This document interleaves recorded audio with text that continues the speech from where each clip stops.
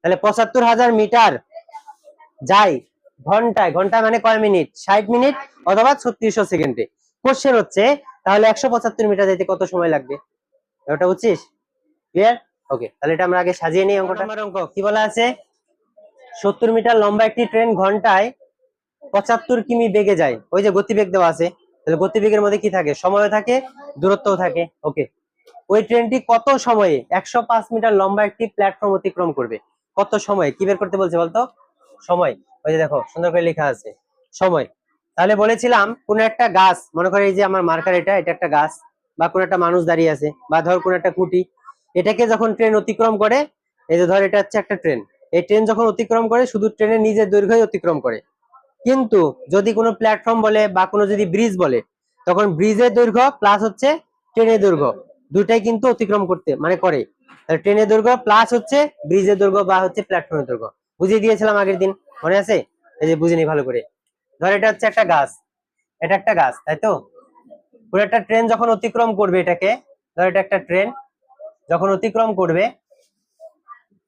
বুঝে নে, অতিক্রম করলো, ধর এখানে চলে আসলো, আবার এটা ধর পেছনটা, এটা হচ্ছে ট্রেনের মাথা, বুঝে নি ভালো করে এটা। ওকে, তার মানে যখন এই গাছটাকে অতিক্রম করবে ট্রেনটা, তার মানে ট্রেনের নিজের দৈর্ঘ্য অতিক্রম করবে, ট্রেনের নিজের দৈর্ঘ্য, ট্রেনের নিজের দৈর্ঘ্য, এটা বলে দিয়েছিলাম আগেই। কিন্তু যখন কোন একটা প্ল্যাটফর্ম, ধর এটা একটা প্ল্যাটফর্ম, লম্বা একটা প্ল্যাটফর্ম, প্ল্যাটফর্ম মানে কি, যেখানে আমরা দাঁড়িয়ে থাকি স্টেশনে, ওটাকে কি বলা হয়, প্ল্যাটফর্ম। এটা হচ্ছে প্ল্যাটফর্ম, আর নিচে হচ্ছে ধর এটা রাস্তা, ধর ট্রেন লাইন যাকে বলি আমরা। ওকে, এরকম এরকম থাকে, এরকম এরকম থাকে, রাইট? তাহলে প্ল্যাটফর্মের দৈর্ঘ্য কত দেওয়া আছে বল? ১০৫ মিটার, ১০৫ মিটার দেওয়া আছে। প্ল্যাটফর্মের দৈর্ঘ্য কত? ১০৫ মিটার। এবার ট্রেনটা লম্বায় কত আছে দেখ তো, খেয়াল কর, ৭০ মিটার। তাহলে ট্রেন এখানে দাঁড়িয়ে আছে, ধর এখানে দাঁড়িয়ে আছে ট্রেনটা, এই ট্রেনটার দৈর্ঘ্য কত, ট্রেনটার দৈর্ঘ্য কত বল? ৭০ মিটার। এটা হচ্ছে ৭০ মিটার ট্রেন।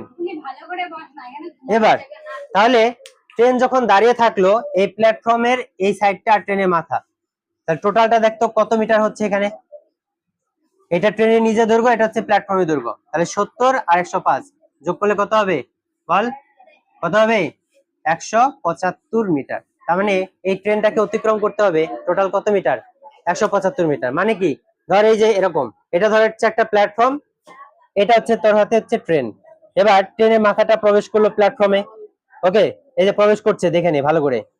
এবার এইখানে যখন গেল, মাথাটা বেরিয়ে গেল, এইখানে যে বসে আছে সে বললো যে আমি ট্রেন মানে প্ল্যাটফর্ম অতিক্রম করে ফেলেছি, কিন্তু ট্রেনের পেছনটা কিন্তু এখন পর্যন্ত প্ল্যাটফর্মের ভেতরেই আছে।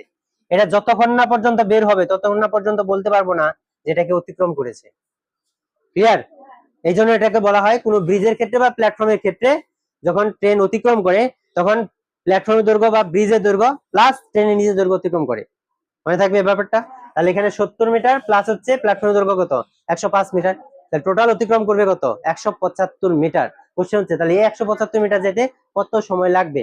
তাহলে গতিবেগের মধ্যে আছে আমাদের কি, কিলোমিটার, ৭৫ কিলোমিটার, কিন্তু আমাদের এখানে বসে আছে কি, মিটার।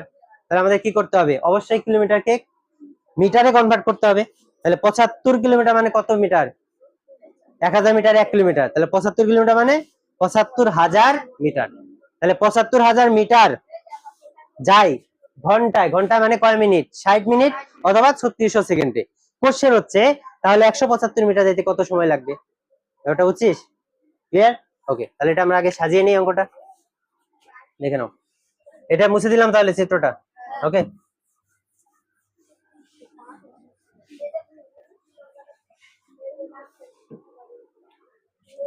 তাহলে শুরুতে আমাদের কি লিখতে হবে বলো, কত নাম্বার এটা, 11।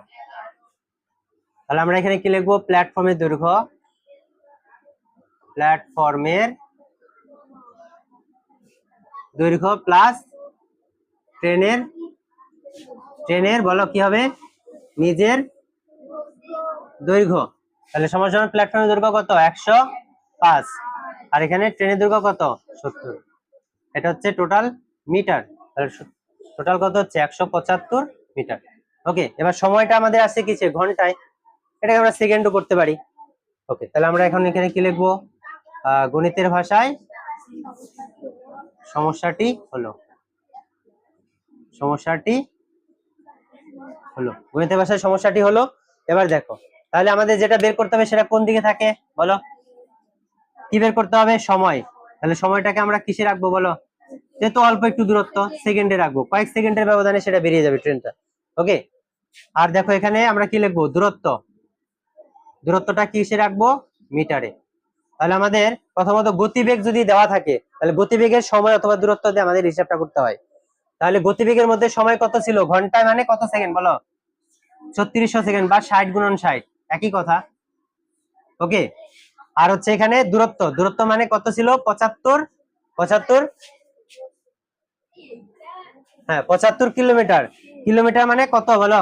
75,000 মিটার। এখন ট্রেনটা গিয়েছে কত, মানে যেতে হবে কত বলো? 175। এইটুকু যাইতে কতটুকু সময় লাগবে? এটা হচ্ছে কোশ্চেন। ক্লিয়ার? তো সাজিয়ে ফেলো এটা।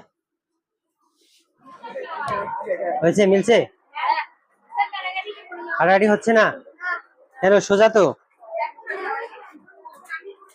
তাহলে সম্পর্কটা কি হবে বলো? হ্যাঁ, সাইলেন্ট।